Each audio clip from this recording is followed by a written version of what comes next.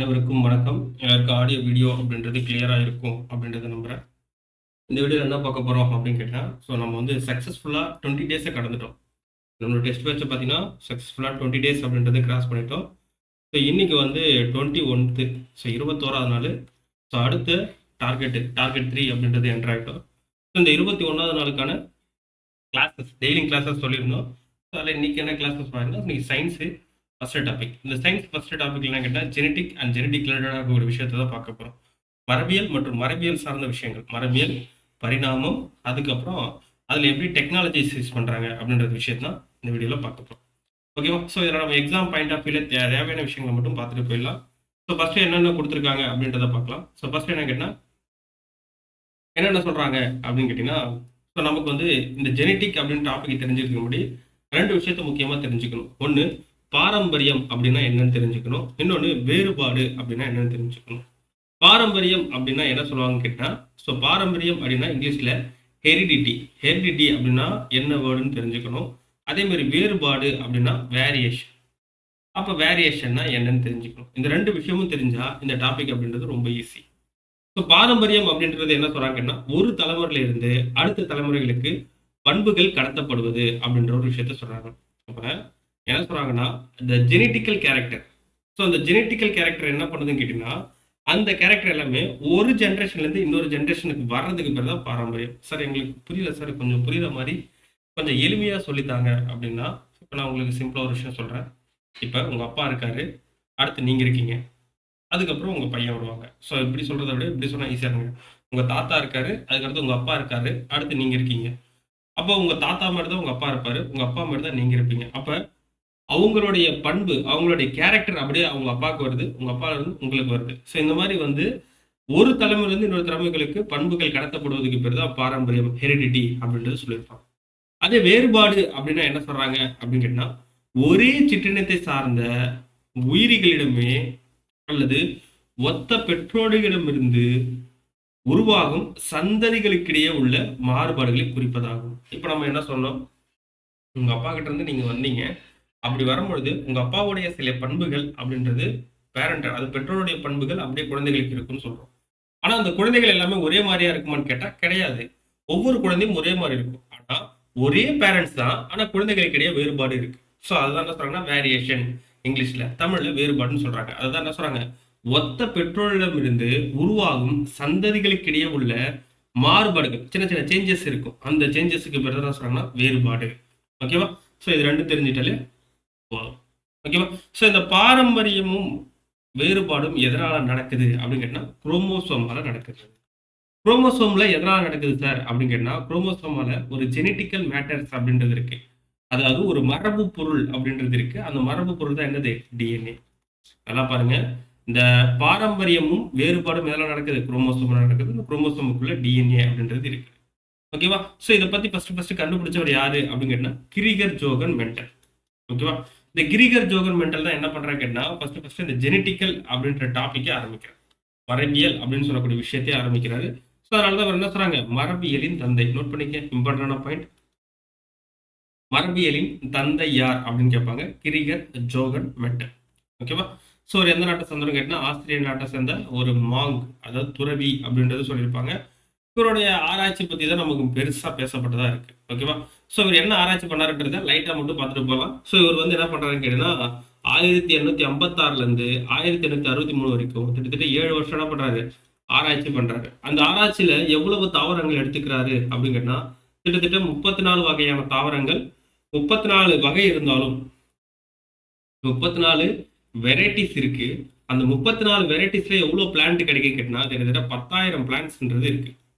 அப்ப என்ன பண்றாரு, 36 வகையான 10,000 தாவரங்களை எடுத்து சோதனைக்கு உட்படுத்துறாரு. அந்த சோதனைக்கு உட்படுத்தி என்ன பண்றாருன்னா, 7 கேரக்டர்ஸ் அப்படின்னு சொல்லக்கூடியதை அவரு செலக்ட் பண்றாரு. ஓகேவா? அந்த 10,000 தாவரங்களை வச்சு என்ன பண்றாரு, 7 ஜோடி பண்புகளை சொல்றாரு. அதுல சரி 7 ஜோடி பண்புகள், அதாவது கேட்டீங்கன்னா 7 பேர் கேரக்டர்ஸ். அப்ப 7 பேர் கேரக்டர்ஸ் அப்படின்றது என்ன சார் அப்படின்னா, இப்போ ஏதோ ஒரு பிளான்ட் எடுத்துக்கிறோம். அந்த பிளான்ட் என்ன பண்ணுது, டிஃப்ரெண்டா இருக்கு. ஓகேவா? அந்த 7 ஜோடி பண்புகள் என்னென்ன சார் அப்படின்னு கேட்டா, ஃபர்ஸ்ட் பார்க்கக்கூடிய கேரக்டர் ஹைட்டு. ஓகேவா? ஸ்டெம்முடைய ஹைட்டு, தண்டினுடைய உயரம். ரெண்டாவது மலையினுடைய அமைவிடம். ஓகேவா? ஃப்ளவருடைய பொசிஷன்ஸ். மூணாவது பார்க்கக்கூடியது மலரினுடைய நிறம், ஓகே, ஃப்ளவருடைய கலர். அடுத்தது கனியினுடைய வடிவம், பாலோடைய ஷேப். அதுக்கப்புறம் கனியினுடைய நிறம், பாட் கலர் அப்படின்னு சொல்லுவாங்க. பாட் கலர் அண்ட் பாட் ஷேப் அப்படின்றது சொல்லியிருப்பாங்க. ஓகேவா? அடுத்து விதையினுடைய வடிவம், அதுக்கப்புறம் விதையினுடைய நிறம். ஸோ இந்த மாதிரி எத்தனை பண்பு வச்சிருக்காரு? 1 2 3 4 5 6 7. ஸோ 7 கேரக்டர்ஸ் அப்படின்றது இவர் கண்டுபிடிக்கிறார். ஓகேவா? பட்டாணி தவறதெல்லாம் கண்டுபிடிப்பார். ஓகேவா? ஸோ இந்த 7 கேரக்டர்ஸ் என்ன பண்றாருன்னு கேட்டா, இந்த கேரக்டர் வந்து 2 டைப்ல காணப்படுது. ஒன்று டாமினன்ட் கேரக்டர், இன்னொன்று ரெகசிவ் கேரக்டர். ஒன்று ஓங்கு பண்பு, இன்னொன்று ஒடுங்கு பண்பு அப்படின்னு சொல்லக்கூடிய 2 கேரக்டரா பிரியுது. அதுதான் சார் ஓங்கு பண்புனா என்ன சார், ஒடுங்கு பண்புனா என்ன சார் அப்படின்னு கேட்டீங்கன்னா, உங்களுக்கு புரியுற விதத்துல ஒரு சின்னதா டக்கு டக்குன்னு சொல்லிட்டு போயிடுறேன். ஓங்கு பண்புன்னு வச்சுங்களேன், இப்போ உங்க அப்பா கிட்ட இருக்கக்கூடிய ஒரு கேரக்டர் உங்களுக்கு அப்படியே வந்துச்சுன்னா அது ஓங்கு பண்பு. இல்ல உங்க அப்பா கிட்ட இருக்கக்கூடிய ஒரு கேரக்டர் உங்களுக்கு மறைஞ்சு வந்துச்சுன்னா அது பேர் ஒடுங்கு பண்பு. இப்போ பாத்தீங்கன்னா ஒரு பெற்றோர் இருக்காரு, அந்த பெற்றோருடைய குழந்தை பெற்றோர் எப்படி இருக்காங்களோ அதே மாதிரி அந்த குழந்தை இருந்துச்சுன்னா அது பேர் ஓங்கு பண்பு. இப்போ எக்ஸாம்பிள் பாத்தீங்கன்னா, இப்போ வந்து அப்பா வந்து ஒரு கோவப்படுற ஒரு கேரக்டர் அதிகமா இருக்கு. அதே மாதிரி அந்த குழந்தை என்ன பண்றாங்க, கோவப்படுற கேரக்டரா இருக்காங்க. இப்போ நம்ம வீட்டுலலாம் சொல்லுவாங்கல்ல, பாத்தியா அப்பா மாதிரியே கோவப்படுறான் அப்படின்னு சொல்லுவாங்கல்ல. ஸோ அந்த மாதிரி கேரக்டர் வந்துச்சுன்னா அது ஓங்கு பண்பு. அதுவே அவங்க அப்பா மாதிரி இல்லை அப்படின்னு சொன்னா அதுக்கு பேர் ஒடுங்கு பண்பு. ஓகேவா? அதனாலதான் ஓங்கு பண்புனா இங்கிலீஷ்ல டாமினன்ட் கேரக்டர், ஒடுங்கு பண்புனா ரெகசிவ் கேரக்டர். அப்ப தண்டினுடைய உயரம் நட்டையாக இருந்துச்சுன்னா அது டாமினன்ட் கேரக்டர். அதே தண்டினுடைய உயரம் குட்டை டுவார்ஃபா இருந்துச்சுன்னா அதுக்கு பேரு ரெகசிவ் கேரக்டர். ஓகேவா? ரெகசிவ் கேரக்டர், இது டாமினன்ட் கேரக்டர். ஓகேவா? இவ்வளவுதான் விஷயம். ஸோ இதில் பார்க்கும்பொழுது 7 கேரக்டருக்கும் ஒரு டாமினன்ட் கேரக்டருக்கும் ஒரு ரெகசிவ் கேரக்டர் அப்படின்றது இருக்கும். ஸோ இப்போ மலரினுடைய அமைவிடம், ஸோ கோண மலராக இருந்தால் அது டாமினன்ட் கேரக்டர் ஓங்கு பண்பு, நுனி மலராக இருந்தால் அது ஒடுங்கு பண்பு அப்படின்றது சொல்லியிருப்பாங்க. ஓகேவா? ஸோ இந்த மாதிரி என்ன கேட்டால் 7 கேரக்டர்ஸ் அப்படின்றது நமக்கு கொடுத்துருப்பாங்க. இந்த கேரக்டர் மட்டும் பார்த்துங்க, நமக்கு இது மட்டும் போதும். இப்போ என்ன பண்ணுறாங்க கேட்டால், மென்டல் என்ன பண்ணுறாங்க கேட்டால், இந்த 7 கேரக்டர்ஸ்ல என்ன பண்றாரு கேட்டா ஒரே ஒரு கேரக்டர் மட்டும் எடுத்துக்கிறேன். இந்த 7 ஜோடி பண்புகள்ல ஒரே ஒரு பண்பு மட்டும் எடுத்துக்கிறேன். அது என்ன சார் ஒரே ஒரு பண்பு அப்படின்னு கேட்டா, உயரம் சொன்ன பாத்தீங்களா, தண்டினுடைய உயரம், அந்த பண்பு மட்டும் எடுத்துக்கிறேன். ஸ்டெம்மோடைய ஹைட்டை மட்டும் எடுத்துக்கிறேன். அந்த ஹைட்ல எத்தனை இருக்கு? டாமினன்ட் கேரக்டர் ஒன்று இருக்கு, ரெகசிவ் கேரக்டர் ஒன்று இருக்கு. கரெக்டா? Dominant and ரெகசிவ். டுவார்ஃபா இருந்துச்சுன்னா, குள்ளமா இருந்துச்சுன்னா அதுக்கு பேர் ரெகசிவ் கேரக்டர் டுவார்ஃப் அப்படின்னு சரி, டாலா இருந்துச்சுன்னா அது டாமினன்ட் கேரக்டர் அப்படின்றது நம்ம பார்த்தோம். மிக உயரமாக இருந்தால் ஓங்கு பண்பு, குட்டையாக இருந்தால் ஒடுங்கு பண்பு. ஸோ இந்த 2 பண்பு எடுத்து என்ன பண்றாருன்னா 2 தாவரத்தை சேர்க்கிறாரு. அப்படி சேர்க்கும் பொழுது கிடைக்கக்கூடிய தாவரங்களை தான் என்ன சொல்றாருன்னா ஒரு பண்பு கலப்பு. அப்போ ஒரு பண்பை நான் கிராஸ் பண்ணனா எனக்கு கிடைக்கக்கூடிய தாவரங்கள் என்ன மாதிரி இருக்கும்? ஒரு நெட்டையான தாவரம் எடுத்துக்கிறேன், ஒரு குட்டையான தாவரம் ஒன்று எடுத்துக்கிறேன். 2 தாவரத்தையும் நான் சேர்க்கும் பொழுது எனக்கு எத்தனை வகையான தாவரங்கள் கிடைக்குது அப்படின்னு சொல்றதுதான் ஒரு பண்பு கலப்பு. சார் இங்கிலீஷ்ல என்ன சார்? Mono hybrid cross. ஓகேவா? Mono hybrid cross. ஓகேவா? ஸோ இதுதான் முக்கியமான விஷயம். ஸோ அந்த ஒரு பண்பு கலப்புல வந்து நமக்கு என்ன சார் கொஸ்டின் கேட்பாங்க? நம்ம வந்து டிஎன்பிசி படிக்கிற மாதிரி படிக்கணுமா சார் அப்படின்னு கேட்டா, நமக்கு அந்த அளவுக்குலாம் தேவையில்லப்பா. நமக்கு தேவைன்னு கேட்டா ஒரு பண்பு கலப்புல 2 விஷயம் இருக்கு. ஒன்று பீனோடைப், இன்னொன்று ஜீனோடைப் அப்படின்னு சொல்லுவாங்க. அது என்னன்னு சொல்ற கான்செப்ட் மட்டும் புரிஞ்சுங்க. இப்போ 2 தாவரத்தையும் நான் சேர்க்கிறேன். இப்போ இந்த டயக்ராம பாருங்களேன். இப்போ இந்த 2 தாவரத்தையும் நான் சேர்க்கிறேன். ஓகேவா? இது ஒரு நெட்டையான தாவரம், உயரமான தாவரமா இருக்கா? இது ஒரு குட்டையான தாவரம். இந்த 2 தாவரத்தையும் நான் சேர்க்கிறேன். அப்படி சேர்க்கும் பொழுது ஃபர்ஸ்ட் ஜென்ரேஷன்ல முதல் உருவாகக்கூடிய தலைமுறை எப்படி உருவாகுதுன்னு கேட்டா, 2மே நெட்டையான தாவரமா கிடைக்குது, 2மே உயரமான தாவரமா கிடைக்குது. ஓகேவா? அடுத்த ஜென்ரேஷன்ல என்ன ஆகுதுன்னு கேட்டீங்கன்னா, அடுத்த செகண்ட் ஜென்ரேஷன்ல நமக்கு இந்த 2 தாவரத்தை சேர்க்கும் பொழுது 4 தாவரமா கிடைக்குது, 4 பிளான்ட்டா கிடைக்குது. அந்த 4 பிளான்ட்டும் 4 தாவரங்களும் எந்த மாதிரி இருக்கும் அப்படின்றது நமக்கு இப்போ நெட்டையான தாவரம் குட்டையான தாவரம் சேர்க்கும் பொழுது 2மே நெட்டையான தாவரம் கிடைச்சிச்சு. அதுக்கு அடுத்த ஜென்ரேஷன் செகண்ட் ஜென்ரேஷன் என்னவா மாறுது? 4 பிளான்ட்டா கிடைக்குது. அது எப்படி இருக்கு? 3 நெட்டையான தாவரம், 1 குட்டையான தாவரமா கிடைக்குது. 3 ஹைட்டா இருக்கு, 1 குள்ளமா இருக்கு. இதைதான் என்ன சொல்லுவாங்கன்னா, நம்ம பார்க்கும் போதே கண்டுபிடிக்கிறோமா? நம்ம கண்ணால இப்ப நீங்க இமேஜை பார்த்தோன்னா சொல்றீங்க, சார் 3 நெட்டையா இருக்கு சார், 1 குட்டையா இருக்கு சார் சொல்றீங்க. அப்ப இந்த 3 நெட்டையா இருக்கிறதுக்கு பேரு 3 உயரமான தாவரங்கள், 1 குட்டையான தாவரம் இருக்கு அப்படின்னு சொல்லி நீங்க ரேஷியோல எழுதுறீங்கன்னா இதுக்கு பேரு புறத்தோற்ற விகிதம். ஓகேவா? இதுக்கு பேரு தமிழ்ல புறத்தோற்ற விகிதம். இங்கிலீஷ்ல என்ன சார் சொல்லுவாங்க? இங்கிலீஷ்ல இதுக்கு பேர் தான் பீனோடைப். நோட் பண்ணி வச்சுங்க. இங்கிலீஷ்ல பீனோடைப்னு சொல்லுவாங்க. தமிழ்லையும் பீனோடைப்னே கொடுப்பாங்க. அப்ப ஒரு பண்பு கலப்பில் பீனோடைப் எவ்வளவு கேட்டா 3:1. ஏன்னு கேட்டீங்கன்னா 3 நெட்டையான தாவரம், 1 குட்டையான தாவரம் கிடைக்கும். ஓகேவா? இது நம்ம வந்து வெளி தோற்றத்தை பார்க்கும்போது நம்ம கண்ணுக்கு தெரியுதுனால இந்த புறத்தோற்றம்னு சொல்றோம். இப்ப செடிக்கு உள்ள ஒரு தாவரத்துக்குள்ள என்ன விஷயங்கள் நடக்கும் அப்படின்னு பார்க்கும்போது அது ஜீனோடைப். ஓகேவா? ஜீன்ல என்ன மாதிரி விஷயங்கள்லாம் நடந்திருக்கு. ஓகேவா? தமிழையும் ஜீனோடைப் தான். ஜீனோ டைப். ஓகேவா? அந்த ஜீனோடைப் அப்படின்றது என்ன சார் வரும் அப்படின்னு கேட்டா, ஒரு பண்பு கலப்புல இப்ப பாத்தீங்கன்னா, இங்க நமக்கு கிடைச்சிருக்க தாவரம் என்னென்ன பார்க்கலாம். ஃபர்ஸ்ட் ஒரு நெட்டையான தாவரம் எடுத்துக்கங்க. ஓகேவா? இதுக்கு என்ன பண்பு இருக்கு? நெட்டையான பண்பு தான். அப்ப டால் அப்படின்னு சொல்லுவோம். நெட்டைனா டால். ஸோ அதனால டீன்னு எழுதிக்கிறேன். கேபிட்டல் டீன்னு எழுதிக்கிறேன். குட்டைனா டார்க். அதனால ஸ்மால் டீயே எழுதிக்கிறேன். குட்டைனா ஸ்மால் டீன்னு எழுதிக்கிறேன். இப்ப 2 தாவரத்தையும் சேர்க்கும் பொழுது நமக்கு என்ன கிடைக்குது? எஸ். டி, டி, அதுக்கப்புறம் டி, ஸ்மால் டி. ஓகேவா? Capital T, small T, capital T, small T. Sir என்ன சார் இந்த 2 டி போட்டிருக்கு, ஸ்மால் டி போட்டிருக்கு. எனக்கு குழப்பமா இருக்கு சார். இது வந்து நெட்டையான தாவரம்ப்பா. முழுக்க முழுக்க நெட்டையான தாவரம். இது முழுக்க முழுக்க குட்டையான தாவரம். நெட்டையான தாவரமா இருந்தா அது என்ன பண்பு சொன்னேன்? ஓங்கு பண்பு. குட்டையான பண்பு இருந்துச்சுன்னா ஒடுங்கு பண்பு. ஓகேவா? டாமினன்ட் கேரக்டர், ரெகசிவ் கேரக்டர்னு சொல்லியிருந்தோம். இப்ப நெட்டையும் குட்டையும் சேர்ந்துச்சுன்னா டாலு அப்புறம் டுவார்ஃப் 2 சேர்ந்துச்சுன்னா ஸ்மால் டி கேபிட்டல் டி 2 சேர்ந்துச்சுன்னா அதுல எந்த பண்பு சார் வெளிவரும்? இப்போ பாத்தீங்கன்னா எனக்கு நெட்டை பண்பு இருக்கு என் உடம்புல ஜீன்ல, குட்டை பண்பு இருக்கு. எந்த பண்பு வெளிப்படும் அப்படின்னு கேட்டா நெட்டை பண்பு மட்டும் தான் வெளிப்படும். ஓகே, அதெல்லாம் நோட் பண்ணி வச்சுங்க. டாமினன்ட் கேரக்டர் ரெகசிவ் கேரக்டர் வந்துச்சுன்னா சேர்ந்து வந்துச்சுன்னா டாமினன்ட் கேரக்டர் மட்டும் தான் வெளியில வரும். ஓகேவா? ஸோ அதனால தான் சொல்றாங்க இங்க நெட்டை பண்பு குட்டை பண்பு சேர்ந்து இருந்தாலும் நமக்கு வரக்கூடியது என்னன்னு கேட்டீங்கன்னா நமக்கு நெட்டையான தாவரங்கள் தான் கிடைக்கும். ஓகேவா? ஸோ இந்த விதத்தில் நம்ம பார்க்கும்பொழுது என்ன கேட்டால் 2மே நெட்டையான தாவரமாக கிடைச்சிச்சு. ஸோ இந்த 2 நெட்டையான தாவரங்களை வச்சு நம்ம என்ன பண்ண போகிறோம் அப்படின்னு கேட்டிங்கன்னா இங்கே பாருங்களேன். அடுத்து வந்து ஒரு டயக்ராம் மாதிரி உங்களுக்கு போட்டு காட்டுறேன். ஓகேவா? இந்த மாதிரி டேபிள் மாதிரி போட்டு காட்டுறேன். இந்த டேபிளுக்கு ஒரு பேர் இருக்குது. அதுவும் நம்ம கொஸ்டின் கேட்போம். ஃபர்ஸ்ட் என்ன பண்ணுறேன்னா ஒரு நெட்டையான தாவரம், அதுக்கடுத்து குட்டையான தாவரம். ஒரு நெட்டை ஒரு குட்டை. ஸோ 2 எடுத்து மிக்ஸ் பண்ணும்போது நமக்கு கிடைக்குது. ஃபர்ஸ்ட் கிடைக்குது கேபிட்டல் டி. அடுத்து கேபிட்டல் டி ஸ்மால் டி. அதுக்கப்புறம் பார்க்கும்போது இதில் கேபிட்டல் டி அடுத்து ஸ்மால் டி. அடுத்து பார்க்கும்போது 2மே ஸ்மால் டி.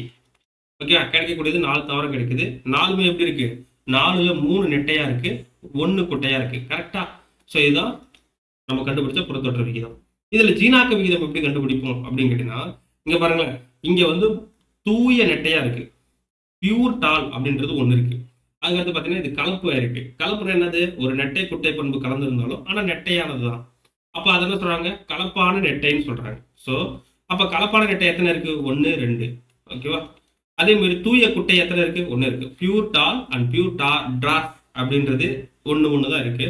அதே வந்து கலப்பின கிராஸ் பண்ண ஒரு டால் எத்தனை இருக்குன்னா 2 இருக்கு. ஓகேவா? இதுதான் என்ன சொல்லுவாங்கன்னா ஜீனாக்க விகிதம். ஓகேவா? ஜீனாக்க விகிதம் அப்படின்றது சொல்லிருக்கு. அப்ப நமக்கு என்ன சார் கொஸ்டின் கேட்பாங்க அப்படின்னு கேட்டா நமக்கு ஒரு பண்பு கலப்பு மற்றும் இரு பண்பு கலப்புல இருக்கக்கூடிய ஜீனாக்க விகிதம் புறத்தொற்ற விகிதம் எவ்வளோ அப்படின்றது கேட்போம். நோட் பண்ணி வச்சுங்க, இம்பார்ட்டன்டான பாயிண்ட். ஓகேவா? அப்ப ஒரு பண்பு கலப்புல என்ன சொல்றாங்கன்னா புறத்தொற்ற விகிதம் 3:1. அது ஜீனாக்க விகிதம் எவ்வளவு? 1:2:1. ஸோ ஜீனோ டைப்னு சொல்லுவாங்க.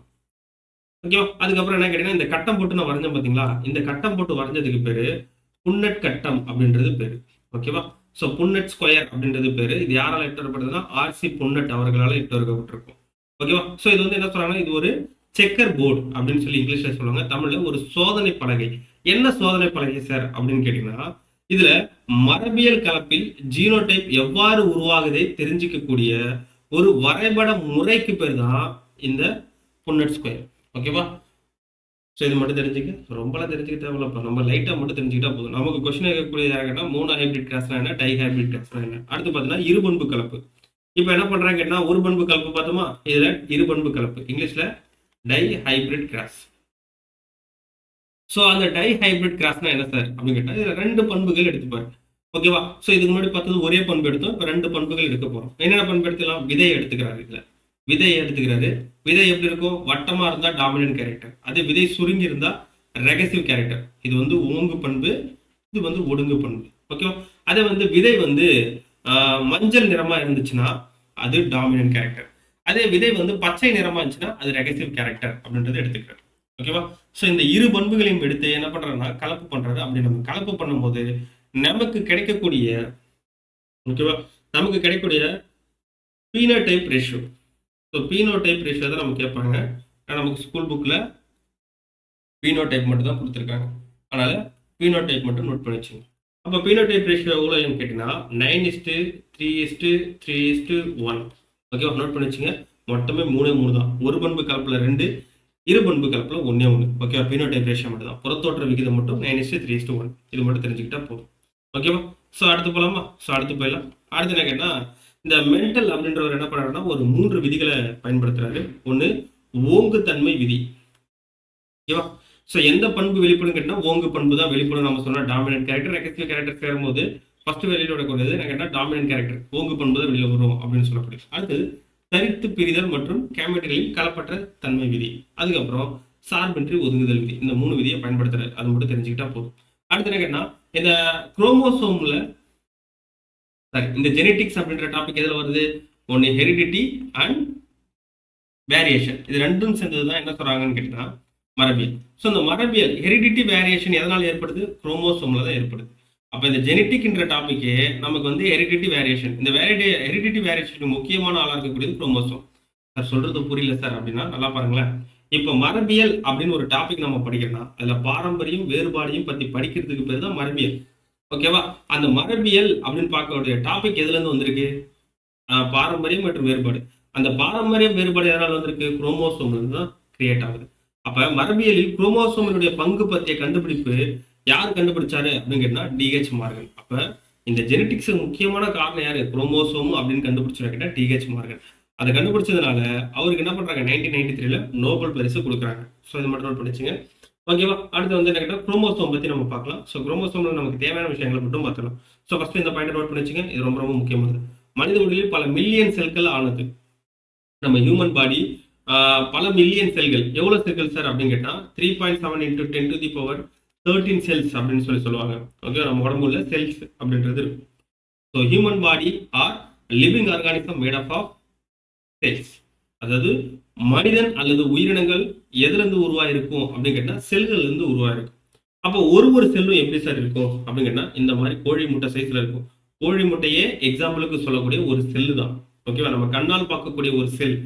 So naked see to see the cell அப்படின்னு பார்க்கும்போது என்ன கேட்டா இந்த கோழி முட்டை எக்க சொல்லலாம். அப்போ அந்த கோழி முட்டை எப்படி இருக்கும் கேட்டீங்கன்னா ஒரு வெள்ளைக்கரு இருக்கும், ஒரு மஞ்சள் கரு இருக்கும். கரெக்டா, வெள்ளைக்கரு அண்ட் மஞ்சள் கருன்றது இருக்கும்.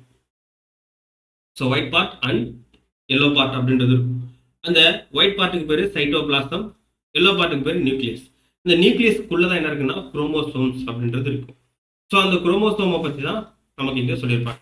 அந்த மனித உடலில் பல மில்லியன் செல்கள். எவ்வளோ செல் இருக்கு? இந்த மாதிரி 3.7 × 10⁻13 செல்ஸ் அப்படின்றது இருக்கு. அது ஒன்று என்ன இருக்கு? குரோமோசோம்ஸ் அப்படின்றது இருக்கு. ஸோ இந்த குரோமோசோம் அப்படின்றது எப்படி இருக்கும் கேட்டா இப்போ அந்த நியூக்ளியஸ் எப்படி இருக்குன்னா அந்த நியூக்ளியஸ்க்குள்ள இந்த மாதிரி நூலை கலைச்சி போட்ட மாதிரி ஒரு விஷயம் இருக்கும். இந்த நூல் தான் என்ன சொல்றாங்க, ஓகேவா, தின் த்ரெட்டட் ஸ்ட்ரக்சர் அப்படின்னு சொல்லுவாங்க. நூல் போன்ற அமைப்பு, மெல்லிய நூல் போன்ற அமைப்புன்னு சொல்லுவாங்க. அந்த நூல் போன்ற அமைப்பு பேர் தான் குரோமோசோம் அப்படின்றது சொல்லியிருப்பாங்க. ஸோ இந்த குரோமோசோமுக்கு குரோமோசோம் அப்படின்ற வார்த்தை கொடுத்தவர் யாருன்னு கேட்பாங்க, வால்டேயர். எப்போ கொடுத்தாரு? 1888. நோட் பண்ணி வச்சுங்க, இம்பார்ட்டன்டான பாயிண்ட்.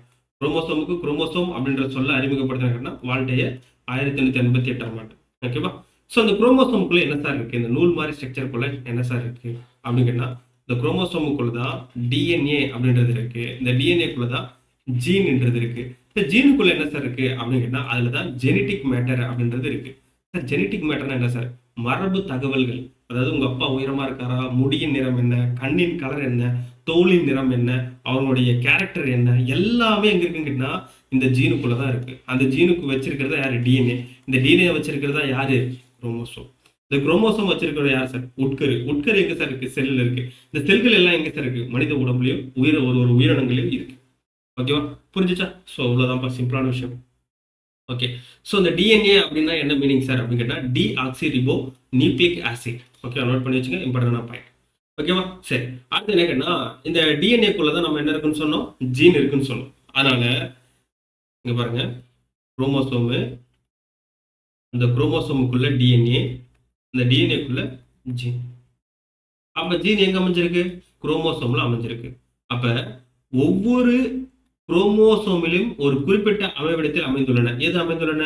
ஜீன் அமைந்துள்ளன. அப்ப ஜீன் ஒரு குரோமோசோமின் ஒரு குறிப்பிட்ட அமைவிடத்தில் அமைந்துள்ளன. அந்த அமைவிடத்துக்கு பேர் லோகஸ். சொல்றது புரியுதா? ஜீன் எங்க இருக்கு? குரோமோசோமுக்குள்ளதான் இருக்கு. அப்போ குரோமோசோம்ல ஜீன் எந்த பர்டிகுலர் பிளேஸ்ல இருக்கோ அந்த பிளேஸுக்கு பேர் லோக்கஸ். ஓகேவா? ஸோ மீதி எல்லாமே நான் சொன்ன தகவல் தான் உள்ள இருக்கும். நீங்க ஒரு வாட்டி படிச்சு பார்த்தீங்கன்னா ஈஸியா புரியும். ஓகேவா? சரி. ஸோ இதுதான் அந்த குரோமோசோம். சார் நூல் மாதிரி இருக்குன்னு சொன்னீங்க. என்ன சார் இந்த மாதிரி இருக்கு? பாருங்களேன். இந்த நூல் மாதிரி இருக்கக்கூடிய குரோமோசோம் செல் டிவிஷன் ஆகும்பொழுது, அதாவது செல் பிரியும் பொழுது என்னவா மாறும் அப்படின்னு கேட்டா இந்த குரோமோசோம் இந்த மாதிரி ஸ்ட்ரக்சர்ல மாறும். ஸோ இதை நீங்க எப்படி பிரிக்கலாம் கேட்டா இந்த மாதிரி ஸ்ட்ரக்சர்ல பிரிக்கலாம். ஸோ இப்படி பிரிக்கும் பொழுது நமக்கு இது ஒரு குரோமோசோம், அதுக்கடுத்து இது ஒரு குரோமோசோம். 2 குரோமோசோம் சேர்ந்தே காணப்படும். இங்க பார்த்தீங்கன்னா இப்படி இருக்கும். இப்படி ஒரு குரோமோசோம் இருக்கும். இப்படி ஒரு குரோமோசோம் இருக்கும். 2ம் சேர்ந்து தான் இந்த மாதிரி ஸ்ட்ரக்சர்ல நமக்கு கிடைக்குது. ஓகேவா? ஸோ இந்த குரோமோசோம்ல பார்த்தீங்கன்னா இங்க ஒரு ஆர்ம்ஸ், இங்க ஒரு ஆர்ம்ஸ், இங்க ஒரு ஆர்ம்ஸ். மொத்தம் 4 ஆர்ம்ஸ் மாதிரி இருக்கும். இந்த 4 ஆர்ம்ஸுக்கு பேர் என்ன சொல்றாங்க அப்படின்னு கேட்டீங்கன்னா, ஓகேவா? ஸோ இந்த 4 ஆர்ம்ஸுக்கு பேரு குரோமடிட் அப்படின்றது பேரு. ஸோ இதுக்கு பேரு குரோமடிட். குரோமோடிட் அப்படின்றது சொல்லியிருப்பாங்க. ஸோ இந்த குரோமடிட்டுக்குள்ள என்ன இருக்குன்னு கேட்டீங்கன்னா, இந்த மாதிரி சுருள் சுருளான பொருள் இருக்கும். அந்த பேருக்கு குரோமோனிட்டா. இந்த சுருள் மாதிரி நூல் சுருள் சுருளா இருக்க மாதிரி குரோமோனிமா அப்படின்றது இருக்கும். இந்த நூலுக்குள்ள நீங்க ஃபோக்கஸ் பண்ணி பார்த்தீங்கன்னா, அது அப்படியே ரவுண்ட் ரவுண்டா இப்படி கோத்த மாதிரி இருக்கும்.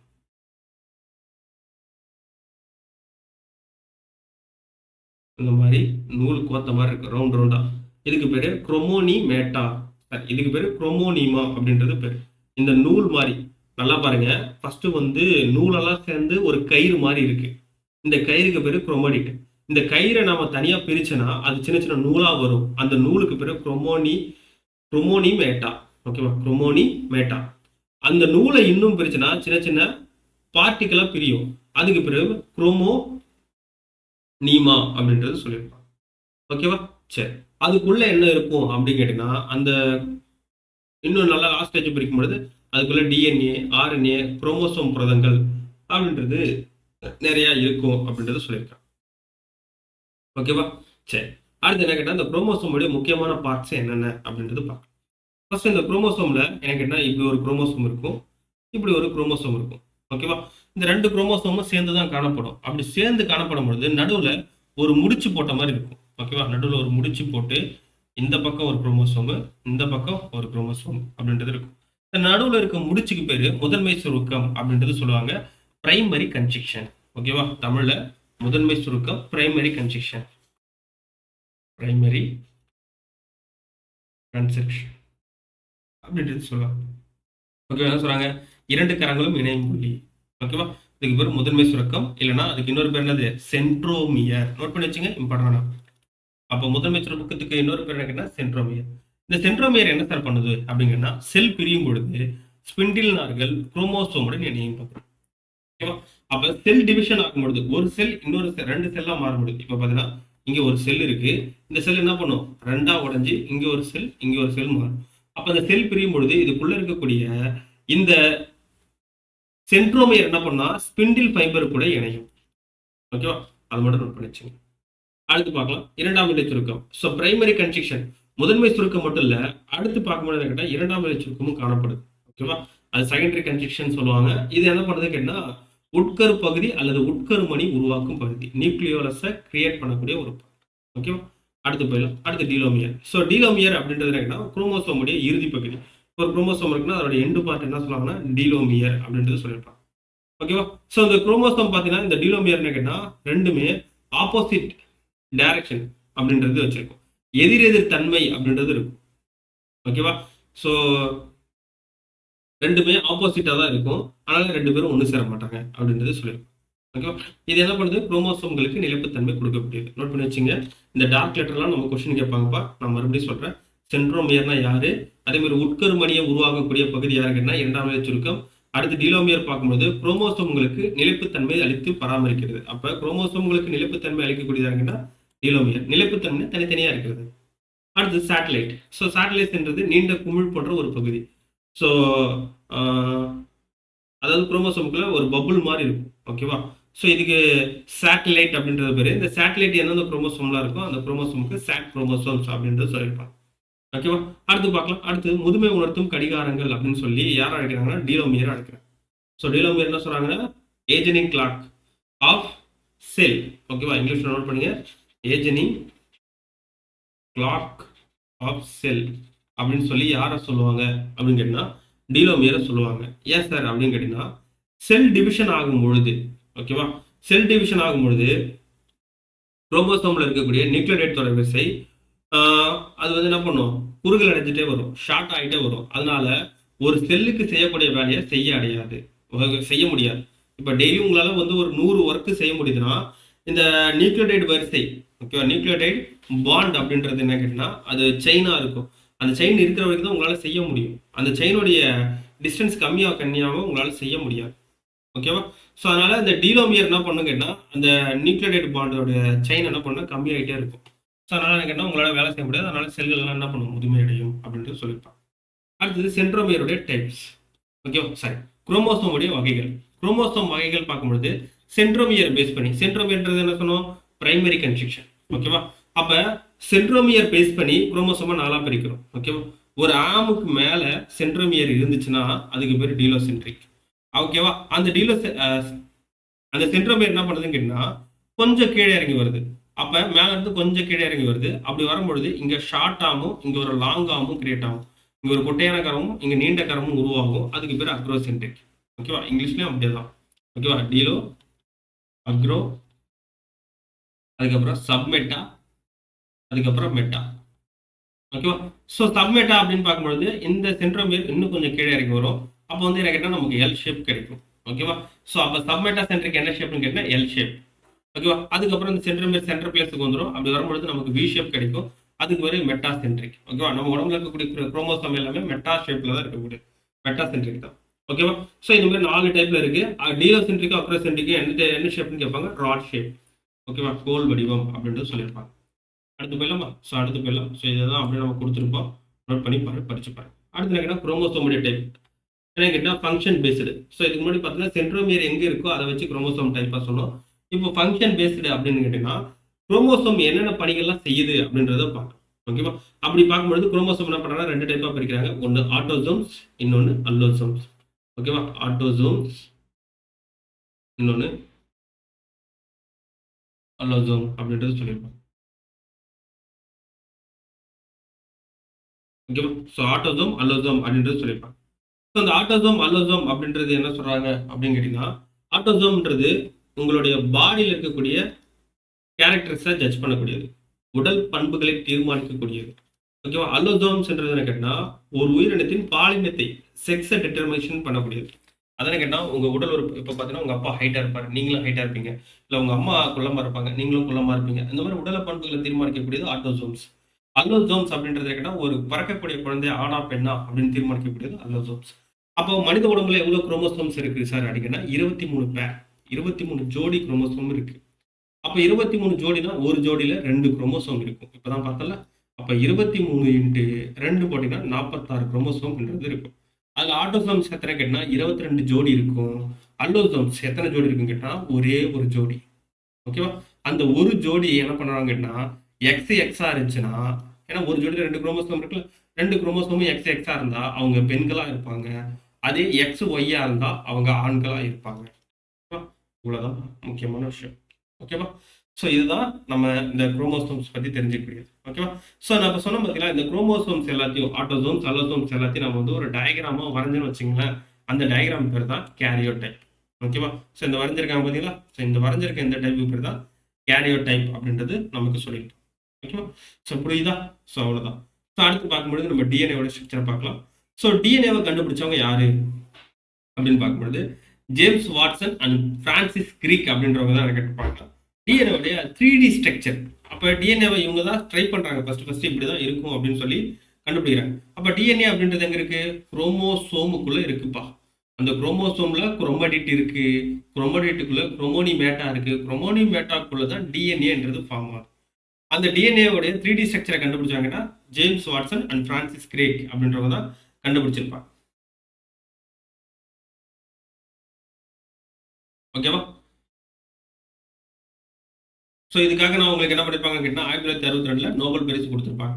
ஸோ என்ன கேட்டால் ஜேம்ஸ் வாட்சன் அண்ட் பிரான்சிஸ் கிரீக்ன்றவங்க என்ன கேட்டால் இந்த குரோமோசோம் இப்படி தான் இருக்கும் அப்படின்னு சொல்லி கண்டுபிடிச்சு நமக்கு கொடுத்துருப்பாங்க. அது என்னதான் ஏற்றுக்கொள்ளதான் இருந்தாலும் அது ரோசலி லிண்ட் அண்ட் ஃப்ராங்க்லின் வில்கின்ஸ் அப்படின்றவங்க கேட்டால் எக்ஸ்ரே டிக்ளேஷன், ஓகேவா, எக்ஸ்ரே டிஃப்ளெக்ஷன் அப்படின்னு சொல்லக்கூடிய ஒரு விளிம்பு விலகல் சோதனையை நடத்தி நமக்கு அக்யூரஸியான 3D ஸ்ட்ரக்சரை கொடுத்துருப்பாங்க. ஓகேவா, அதனால அவங்களுக்கு என்ன பண்ணிருப்பாங்க, 1962 அவங்களுக்கு நோபல் பரிசு கொடுத்துருப்பாங்க. ஓகேவா, ஸோ இந்த டிஎன்ஏ அப்படின்றது என்னென்ன சார் இருக்கு அப்படின்னு கேட்டா, இந்த டிஎன்ஏ அப்படின்றது கேட்டா இதுக்குள்ள நியூக்ளியோடைடு அப்படின்னு ஒரு பொருள் இருக்காங்க.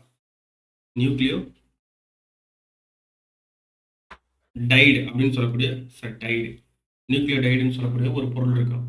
ஸோ அந்த பொருளை உள்ள வச்சிருக்கிறதா யாரு, டிஎன்ஏ. அப்ப நியூக்ளியோடைடுனா என்ன சார், நியூக்ளியோடைடு அப்படின்றது என்னன்னா அந்த நியூக்ளியோடைடு 3 பொருளை உள்ள வச்சிருக்கான். என்னென்ன, ஒரு சுகர் மாலிகுல், ஒரு சர்க்கரை மூலக்கூறு வச்சிருக்கான், ஒரு நைட்ரஜன் காரம் வச்சிருக்கான், ஒரு பாஸ்பேட் தொகுதி வச்சிருக்கான். இந்த 3 சேர்ந்தது தான், ஓகேவா, இந்த 3 சேர்ந்தது தான் என்ன சொல்றாங்கன்னு கேட்டா நியூக்ளியோடைடு. ஓகேவா, இது 3 வச்சிருக்கிறதா நியூக்ளியோடைடு அப்படின்றத சொல்றாங்க. இந்த நியூக்ளியோடைடை வச்சிருக்கிறதா யாரு, டிஎன்ஏ. எவ்வளவு நியூக்ளியோடைடு சார் வச்சிருக்கு, சொல்ல முடியாது, மில்லியன் கணக்கான நியூக்ளியோடைடு. அதனால சொல்றாங்க பாலி நியூக்ளியோடைட்ஸ் அப்படின்றது சொல்லியிருப்பாங்க. ஓகேவா, ஸோ அப்போ அந்த 3மே என்ன சார் அப்படின்னு கேட்டா, அங்கே பாருங்களேன், இந்த 3த்துல ஒரு சுகர் மாலிகூல்ஸ், ஒரு நைட்ரஜன் காரம், ஒரு பாஸ்பேட் தொகுதி. இந்த நைட்ரஜன் காரம் அப்படின்றது என்ன கேட்டா, இது வந்து 2 இருக்கான், நைட்ரஜன் பேஸ் அப்படின்னு சொல்லி இங்கிலீஷ்ல சொல்லுவாங்க. இந்த நைட்ரஜன் பேஸ் 2 இருக்கு, ஒன்று பியூரின், இன்னொன்று பிரிமிடின். ஸோ இந்த பியூரின் பிரிமிடின் அப்படின்றது அது 2 வச்சிருக்குன்னு சொல்றாங்க. இந்த பியூரின்குள்ள அடினைன் குவானைன் அப்படின்னு சொல்லக்கூடிய பேஸ் இருக்கு, பிரிமிடின்ல சைட்டோசின் தைமின் அப்படின்னு சொல்லக்கூடிய 2 இருக்கு. ஸோ இதை வச்சு இப்போ அந்த நியூக்ளியோடைடை வச்சு எப்படி டிஎன்ஏ கிரியேட் ஆகுது அப்படின்றத பார்க்கலாம். ஃபர்ஸ்ட் என்ன சொன்னேன், நமக்கு வந்து நியூக்ளியோடைடுக்குள்ள 3 பொருள் இருக்குன்னு சொன்னோம். ஓகேவா, அந்த 3 பொருள் என்னென்ன, எஸ், ஒரு சுகர் மாலிகூல்ஸ், ஓகே, ஒரு நைட்ரஜன் பேஸ். நைட்ரஜன் பேஸ் என்ன சொன்ன, பியூரின் அண்ட் பிரிமிடின் அப்படின்றது சொல்லிட்டு, பியூரின் அண்ட் பிரிமிடின்.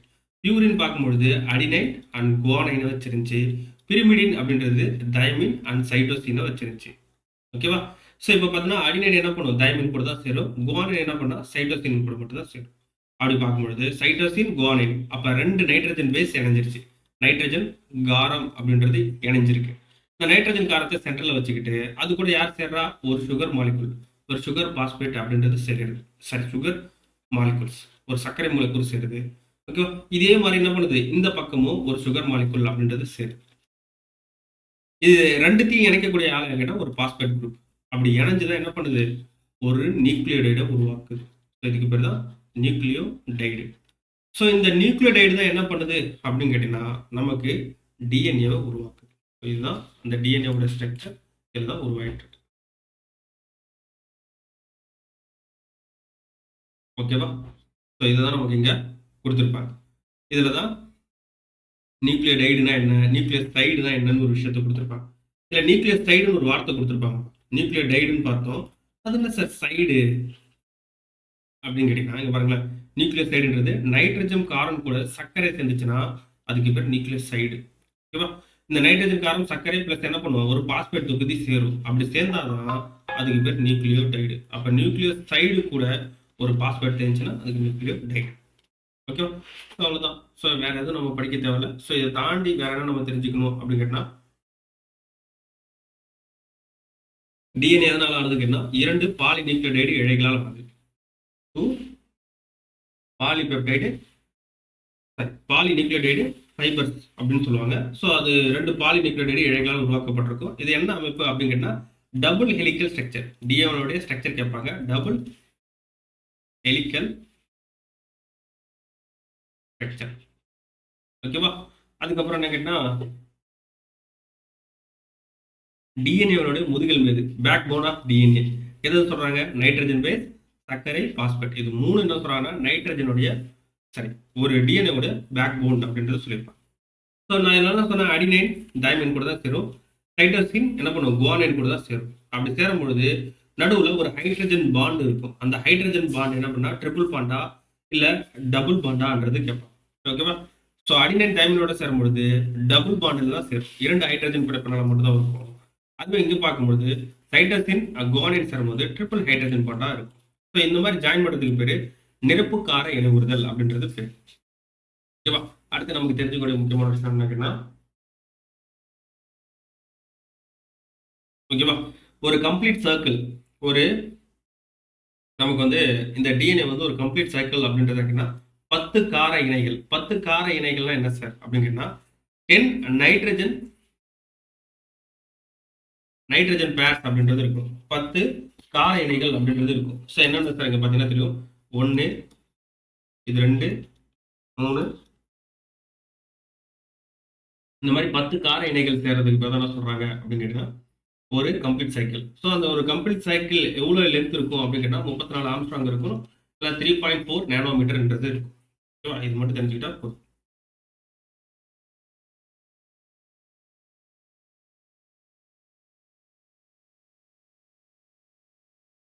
ஓகே, அடுத்தது வந்து டிஎன்ஏ ரெப்ளிகேஷன். ஓகேவா, டிஎன்ஏ ரெப்ளிகேஷனில் நம்ம பார்க்கக்கூடிய முக்கியமான விஷயம் என்னன்னு கேட்டால், ஸோ டக்கு டக்குன்னு சொல்கிறேன், நோட் பண்ணி வச்சுங்க.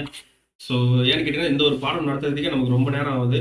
ஓகேவா, ஸோ இதுக்கப்புறம் வரக்கூடிய பாடங்களில் நம்ம வந்து என்ன கேட்டால் நோட்ஸ் வச்சு உங்களுக்கு நம்ம நடத்தணும். ஓகேவா, ஸோ என்ன கேட்டால் நான் கிளாஸ் மாதிரி தான் நடத்திட்டு இருக்கேன். ஸோ டீட்டெயிலாக நடத்திட்டு இருக்கேன். ஸோ டிஎன்ஏ ரெப்ளிகேஷன் அப்படின்னு பார்க்கும்போது டிஎன்ஏ இரட்டைப்பாதல் ஒவ்வொரு செல்லின் அடிப்படை செயல்பாடுகளும் ஒன்று அப்படின்றத சொல்றாங்க. ஸோ இந்த கதையெல்லாம் நீங்க படிக்க தேவையில்லப்பா, நான் ஒன்று சொல்றேன் பாருங்களேன். டிஎன்ஏ இரட்டைப்பாதல் அப்படின்னா இங்க ஒரே ஒரு டிஎன்ஏ இருக்கு, நமக்கு முடிவில் என்ன கிடைக்குது, 2 டிஎன்ஏ கிடைக்குது. எப்படி சார் அப்படின்னு கேட்டா, இப்போ இந்த டிஎன்ஏ வருது, முறுக்கிக்கிட்டே இருக்கா, டபுள் ஹெலிகல் ஸ்ட்ரக்சர்ல இருக்கா, இரட்டை சுருள் அமைப்புல இருக்கா. அந்த இரட்டை சுருள் அமைப்பை ஒரு ஸ்ட்ரெயிட்டான ஒரு பாத்தா மாற்றக்கூடியதா இருக்குன்னா டோபோ ஐசோமெரஸ் அப்படின்னு சொல்லக்கூடிய ஒரு என்சைம். ஓகேவா, ஒரு என்சைம்ன்றது மாற்றுது, ஒரு நொதின்றது மாற்றுது. அந்த நொதி என்ன பண்ணுது, இரட்டை சுருள் அமைப்பை ஒரு ஸ்ட்ரெயிட்டான ஒரு அமைப்பா மாற்றுது. இப்போ மாற்றி வரும்பொழுது நடுவில் இருக்கக்கூடிய நைட்ரஜன் காரங்கள் என்ன பண்ணுது, ஹைட்ரஜன் பிணைப்பில் இணைஞ்சிருக்கும். அந்த ஹைட்ரஜன் பிணைப்பெல்லாம் உடைக்கிறது யாருங்கன்னா ஆர்என்ஏ பிரைமேஸ் அப்படின்னு சொல்லக்கூடிய ஒரு நொதி.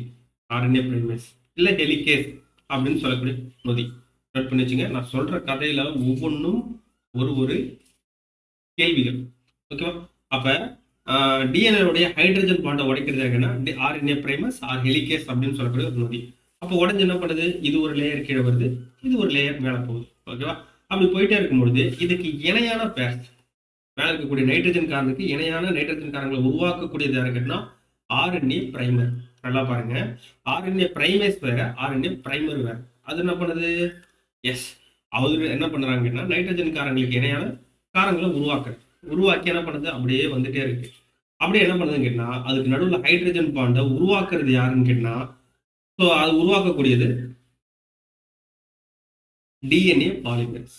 ஸோ டிஎன்ஏ பாலிமரஸ் அப்படின்றது என்னன்னா 2 நைட்ரஜன் காரங்களுக்கு இடையில என்ன பண்ணுது, ஹைட்ரஜன் பாண்டை உருவாக்கி என்ன பண்ணுதுன்னா ஒரு டிஎன்ஏ ஸ்ட்ரக்சரா மாத்தி விட்டுது. அப்படி மாத்தி விட்டுட்டு கொஞ்சம் தூரம் போனதுக்கு அப்புறம் என்ன பண்ணுது, சுருள் அமைப்பை டபுள் ஹெலிகல் ஸ்ட்ரக்சரா மாறி 2 டிஎன்ஏ உருவாகுது. இது ஒரு டிஎன்ஏ உருவாயிடுது, இது ஒரு டிஎன்ஏவா உருவாயிடுது. அப்போ ஒரு டிஎன்ஏ இருந்து இன்னொரு 2 டிஎன்ஏ உருவாகிறதுக்கு தான் இரட்டிப்பாதல் அப்படின்றது சொல்லியிருப்பாங்க. இப்போ என்ன கேட்டீங்கன்னா இந்த ஆர்என்ஏ பிரைமர் அப்படின்றவர் என்ன கேட்டீங்கன்னா அவர் உருவாக்கி ஒரே லைனா உருவாக்க மாட்டார், ஒரு ஒரு முழு ஃபைபர் மாதிரி முழு இழை மாதிரிலாம் அவரால் உருவாக்க மாட்டார், துண்டு துண்டா உருவாக்குவார். இந்த துண்டுக்கு பேரு ஓகசாகி துண்டுகள், இதுக்கு பேரு ஓகசாகி ஃப்ரேக்மெண்ட். ஓகேவா, இந்த ஓகசாகி துண்டுகளை இணைக்கக்கூடியதான் நமக்கு டிஎன்ஏ பாலிமரேஸ் அப்படின்னு சொல்லக்கூடிய நொதி. ஓகேவா, நான் இப்ப சொன்ன கதையெல்லாம் ஞாபகம் வச்சு படிச்சீங்கன்னா இதுக்குள்ள டீட்டெயிலா இருக்கும்.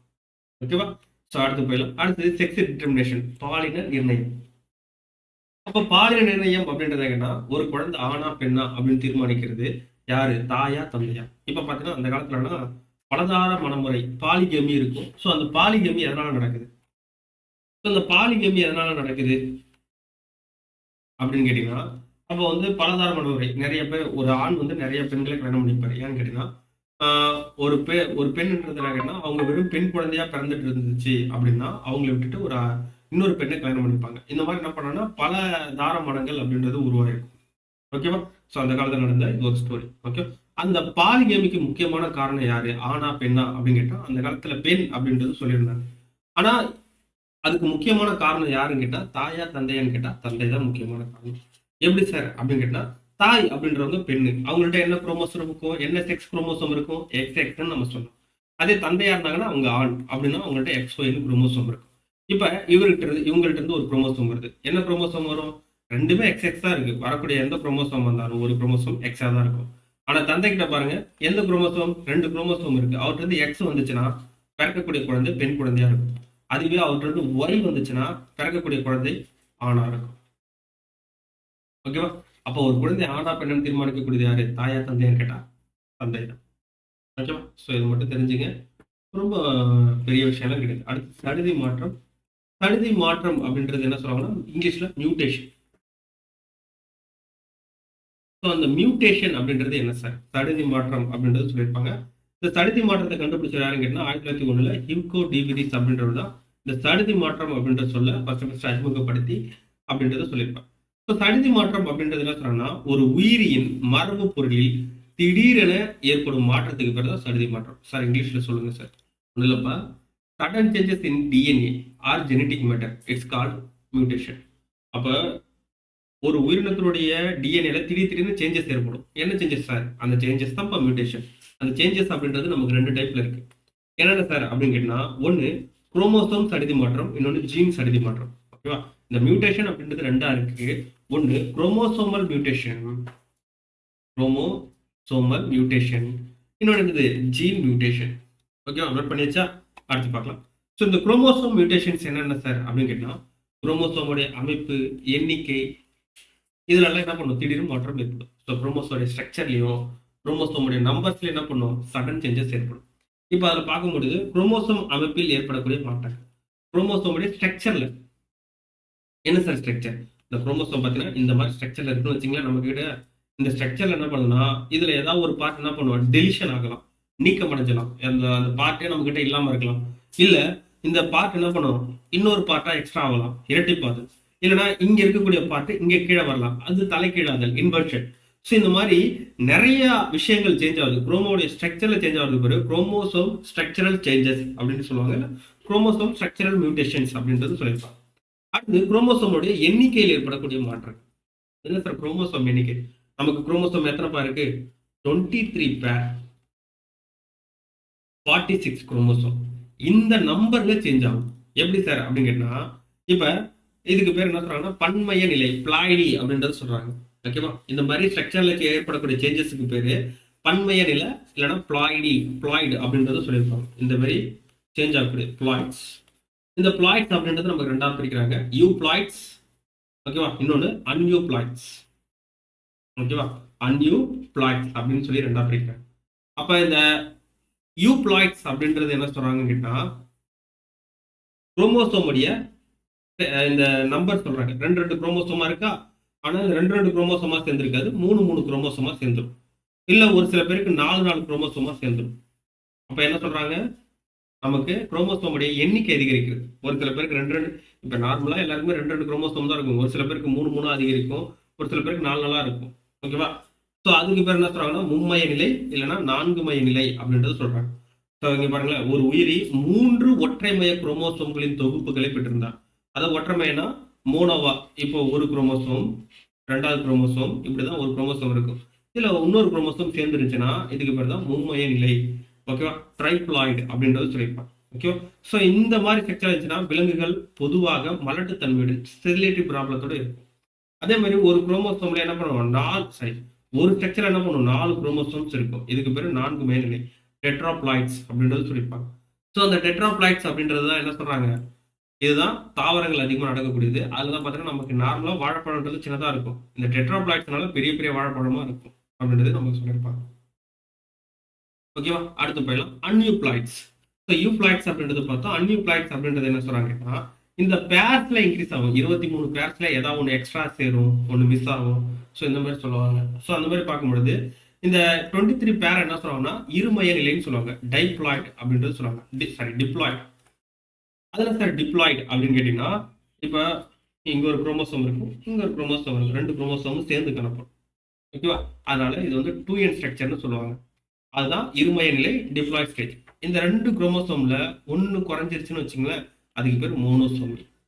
அதே 2 குரோமோசோம்ல ஒன்று புதுசா சேர்ந்துச்சுன்னு வச்சுங்களேன், அதுக்கு பேர் ட்ரைசோமி. அதே 2 குரோமோசோம்ல 2மே காணாம போயிடுச்சுன்னா அதுக்கு பேர் நல்லிசோமி. இந்த மூணுத்தையும் நோட் வச்சுக்க, இதை கேட்பாங்க. மோனோசோமினா என்ன, ட்ரைசோமினா என்ன, நல்லிசோமினா என்ன அப்படின்றது கேட்போம். ஓகேவா? இதை வச்சு நமக்கு சம் டிசீஸ் கொடுத்துருக்காங்க, ஒன்னொன்னா பார்க்கலாம். ஃபர்ஸ்ட் டவுன் நோய் அறிகுறி, டவுன் சிண்ட்ரோம். அதாவது டவுன் நோய் அறிகுறி அப்படின்றது என்ன கேட்டால் அது யார் கண்டுபிடிச்சாலும் லாங்கர் டவுன் அப்படின்ற ஒரு டாக்டர் தான் ஃபர்ஸ்ட் கண்டுபிடிச்சாரு. எப்போன்னா 1866. ஸோ இந்த டவுன் நோய் அப்படின்றது என்ன கேட்டால் இது ஒரு ட்ரைசோமி அப்படின்றது சொல்றாங்க. என்ன சார் ட்ரைசோமி அப்படின்னா 21th பேர் ட்ரைசோமி அப்படின்ட்டு சொல்றாங்க. ட்ரைசோமினா என்ன சொன்னோம்? 2+1, அதாவது 2n ஸ்ட்ரக்சர்ல ஒன்று அதிகமாக வருது. அதுனா சார் 21th பேரு 21வது குரோமோசோம்ல ஒன்று அதிகரிக்கும். இங்க பாருங்களேன், டவுன் சிண்ட்ரோம் நோய் வரைகிற இங்க காட்டுறாங்க பாருங்களேன். 1வது பேர் 2 இருக்கு, 2, 3. ஸோ இது எல்லா பேர்லயும் என்ன கேட்டால் 2 இருக்கு. ஆனா 21வது பேர்ல மட்டும் ஒரு குரோமோசோம் சேர்ந்து இருக்கு. அதுக்கு பேர் தான் ட்ரைசோமி. ஓகேவா? ஸோ இந்த மாதிரி வந்தவங்க என்ன சார் இருப்பாங்க அப்படிங்கன்னா அவங்களுக்கு மன வளர்ச்சி குன்றியவர். ஸோ இந்த படத்துல காட்டுற இந்த குழந்தை மாதிரி இருப்பாங்க. மன வளர்ச்சி குறைபாடு அப்படின்றது இருக்கும். தாமதமான வளர்ச்சி, நடத்தை சார்ந்த பிரச்சனைகள், பலவீனமான தசை அமைப்பு, பார்வை மற்றும் கேட்டலில் குறைபாடு பாதிக்கப்பட்ட குழந்தைகளிடம் காணப்படும். ஓகேவா? இந்த மாதிரி நிறைய விஷயங்கள் அப்படின்றது இந்த குரோமோசோம்னால ஏற்படுது. அடுத்தது ஜீன் அல்லது புள்ளி சடிவு மாற்றம் அப்படின்றது சொல்லியிருக்கோம். அது என்ன சார் ஜீன் அல்லது புள்ளி சடிவு மாற்றம்? ஜீன் மியூட்டேஷன் அப்படின்னு சொல்லியிருப்பாங்க. ஸோ இந்த ஜீன் மியூட்டேஷன் எப்படி சார் ஏற்படுது அப்படின்னா நியூக்ளியோடைடு வரிசையில் ஏற்படும் மாற்றங்கள். ஓகேவா? இப்போ டிஎன்ஏ பார்த்தோம். இந்த டிஎன்ஏக்குள்ள என்ன இருக்கு? நியூக்ளியோடைட்ஸ் அப்படின்றது இருக்குன்னு பார்த்தோம். இந்த நியூக்ளியோடைட்ல என்ன பண்ணுதுன்னு கேட்டால் சின்ன சேஞ்சஸ் ஏற்படும். அந்த சேஞ்சஸ் எப்படி கேட்டால் ஒன்று அல்லது அதற்கு மேற்பட்ட நைட்ரஜன் காரங்களில் ஏற்படும் பதிலீடு செய்தல், நீக்கமடைதல், இடைச்சேர்தல், தலைக்கீழாதல். ஸோ அந்த நைட்ரஜன் காரங்கள் இருக்குது பார்த்தீங்களா? அந்த நைட்ரஜன் காரங்கள்ல வேற ஏதாவது ரீப்ளேஸ்மெண்ட் ஆகலாம், இல்ல டெலிஷன் ஆகலாம், இல்ல இடையில வந்து யாராவது சேரலாம், இல்ல இன்வர்ஷன் ஆகலாம். இந்த மாதிரி ப்ராப்ளத்தினால ஏற்படக்கூடிய ஜீன் மியூட்டேஷன்ஸ். ஓகேவா? ஸோ இந்த ஜீன் மியூட்டேஷன் ஏற்பட்டா என்ன சார் என்ன ஆகும் சார் அப்படின்னா உயிரின் இயல்புக்கு மாறாக புரத உற்பத்திக்கு வழிவகுக்கிறது. அப்போ உடம்புல என்ன பண்ணும்? ஆட்டோமேட்டிக்கா நிறைய ப்ரோட்டீன்ஸ் நிறைய உருவாகிட்டே இருக்கும் அப்படின்றத சொல்லியிருக்காங்க. இந்த இயல்புக்கு மாறாகவே நேச்சுரலா இருக்கிறத விட இன்னும் ஆர்டிஃபிஷியலா உருவாகிட்டே இருக்கு. அதனால நிறைய பிரச்சனைகள் இருக்கும். ஓகேவா? அடுத்து பார்க்கலாம். ஸோ ஒற்றை ஜீனில் ஏற்படும் திடீர் மாற்றத்தால் கதிர் அறிவால் ரத்த சோகை அப்படின்றது ஏற்படுது. ஸோ கதிர் அறிவால் ரத்த சோகை அப்படின்றீங்கன்னா சிக்கிள் செல் அனிமியா அப்படின்னு சொல்லி இங்கிலீஷ்ல சொல்லுவாங்க. ஸோ இந்த சிக்கிள் செல் அனிமியா அப்படின்றது என்ன கேட்டீங்கன்னா ஜீனில் ஏற்படக்கூடிய மாற்றம் தான் ஹீமோகுளோபின் மூலக்கூறில் புரத பகுதியான மாற்றத்தை ஏற்படக்கூடியது. அதாவது என்ன கேட்டா இப்ப நமக்கு ஆர்பிசி எடுத்துக்கிறோம். ஆர்பிசின்றது என்னது? ரத்த சிவப்பு செல்கள். அந்த ரத்த சிவப்பு செல்கள் என்ன பண்ணும் கேட்டா ரவுண்டா இருக்கும். அதுக்கு ரவுண்டா இருக்கிறது என்ன காரணம்? ஹீமோகுளோபின் தான் காரணம். சார் சிவப்பு நிறமா இருக்கிறது அதுவும் காரணம். ரவுண்டா இருக்கிறதுக்கும் அவரும் காரணம் தான். ஓகேவா? ஹீமோகுளோபின். ஓகேவா? அந்த ஹீமோகுளோபின்குள்ள என்ன இருக்கு அப்படின்னு கேட்டா ஒரு புரோட்டீன் இருக்கு. ஓகேவா? அந்த புரோட்டீன் என்ன பண்ணும் அப்படின்னு கேட்டா இந்த ஜீன் மாற்றத்தினால அந்த புரோட்டீன் உடைஞ்சிரும். அப்படி புரோட்டீன் உடையறதுனால இந்த ரவுண்டா இருக்கக்கூடிய செல் அப்படின்றது என்ன கேட்டா இது ஒரு கதிர் அருவாள் மாதிரியும், இது ஒரு கதிர் அருவாள் மாதிரியும் இந்த மாதிரி ஷேப்ல உருவாயிடும். அப்ப இந்த மாதிரி ஷேப்ல இருக்கிறதுனால இதனால நடுவுல ஆக்சிஜனை கேரி பண்ண முடியாது. அதனால எல்லாருக்கும் ஆக்சிஜனை கொடுக்க முடியாது. இந்த மாதிரி நிறைய ப்ராப்ளம் அப்படின்றது நிறைய ஏற்பட்டுட்டே தான் இருக்கு. ஓகேவா? சரி, ஓகே. ஸோ இதோட என்ன கேட்டால் ஜெனட்டிக்ஸ் அப்படின்ற டாபிக் அப்படின்றது கம்ப்ளீட் ஆயிடுச்சு. ஸோ அடுத்து வந்து என்ன கேட்டீங்கன்னா நமக்கு இருக்கக்கூடியது மரபியல் அப்படின்னு சொல்லக்கூடிய டாபிக் இருக்கு. ஸோ அந்த டாப்பிக்கை நான் அடுத்தடுத்து நடத்துறேன். ஓகேவா? ஸோ இது வரைக்கும் நம்ம வீடியோ பார்த்துட்டு இருக்கோங்க. இதை மறக்காம நான் சொல்ற கதையை புரிஞ்சாலே உங்களுக்கு ஈஸியா புரியும். ஓகேவா? ஸோ வீடியோ பார்த்துட்டு இருக்க அனைவருக்கும் நன்றி. நல்லா ஒழுங்கா படிங்க. இந்த எக்ஸாம் அப்படின்றது நம்ம கண்டிப்பாக கிளியர் பண்ணணும். அனைவருக்கும் நன்றி.